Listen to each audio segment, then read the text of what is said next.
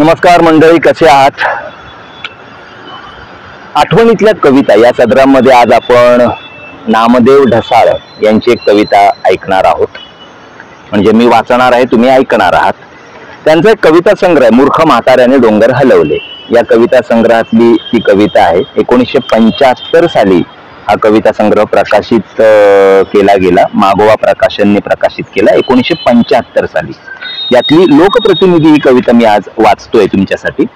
बघा, 1975 साली नामदेव ढसाळ सरांनी लिहिलेली कविता आजही कशी रिलेट होते, कंटेम्पररी वाटते. कवितेचं नाव आहे लोकप्रतिनिधी.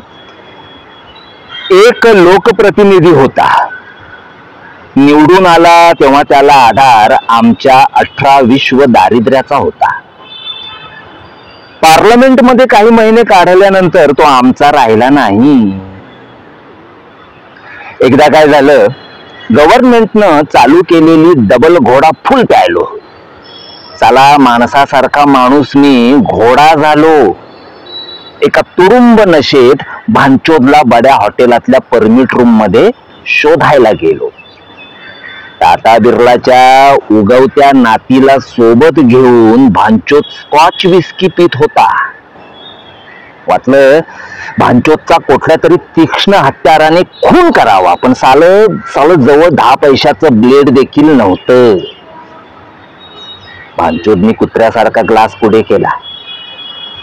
मी डुकरासारखा पित राहिलो.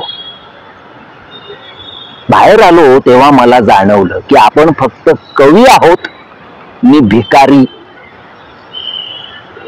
कुठल्या तंद्रीत मार्क्स म्हणाला होता की आम्हाकडे हरविण्यासाठी फक्त बेड्याच आहेत. पण अजूनही या करंट्या देशात आम्ही आमच्या बेड्या हरवू शकत नाही. कारण आम्ही सर्व नशेबाज आहोत, कारण आम्ही सर्व कवी आहोत, कारण आम्हाभोवती पसरलेले परमिट रूम आहेत आणि सत्तेला विकलेले लोकप्रतिनिधी. अशी नामदेव ढसाळांची लोकप्रतिनिधी कविता आहे. कविता पुन्हा एकदा ऐका, समजून घ्या, आणि आपण भेटू नवीन व्हिडिओच्या निमित्ताने अब्लक एंटरटेनमेंट वर, तुमच्या या लाडक्या चॅनलवर. तोपर्यंत टाटा, बाय बाय, सायोनारा, बाय.